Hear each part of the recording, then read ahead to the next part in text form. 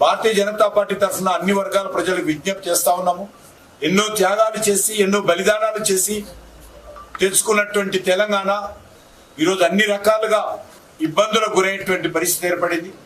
కేసీఆర్ పాలనలో 10 ఏళ్ళు, కాంగ్రెస్ పాలనలో ఈ 6 నెలల్లో తెలంగాణ భవిష్యత్తు అంధకారంగా మారే పరిస్థితి ఏర్పడింది.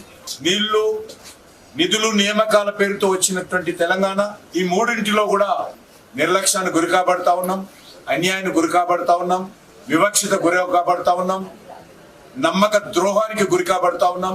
భవిష్యత్తులో తెలంగాణ రాష్ట్రము అన్ని రకాలుగా వెనుకబడేటువంటి ప్రమాదం ఉన్నది.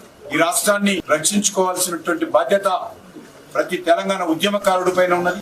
తెలంగాణ రాష్ట్రం కోసం ఉద్యమం చేశాము. ఈరోజు తెలంగాణను రక్షించుకోవాల్సినటువంటి అవసరం కోసం ఈ రోజు మళ్ళీ ఉద్యమం చేయాల్సిన పరిస్థితి ఏర్పడింది. ఆర్థిక పరమైనటువంటి సంక్షోభం ఏర్పడతారు. ఈ రోజు వీళ్ళు ఇచ్చినటువంటి అనేక రకాల హామీలకు ఆర్థిక వనరులు ఏ రకంగా సమకూర్చుకుంటారో తెలియనటువంటి గందరగోళమైనటువంటి పరిస్థితుల్లో పాలకులు ఉన్నారు.